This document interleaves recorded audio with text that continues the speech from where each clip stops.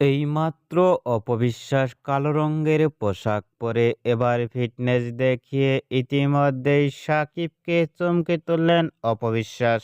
অন্যান্য নায়িকাদের থেকেও ভিন্ন ভিন্ন স্টাইলে দেখা যায় চিত্রনায়িকা অপবিশ্বাসকে সোশ্যাল মিডিয়ায় ধরা দিয়েও ঝড় তুলে থাকেন।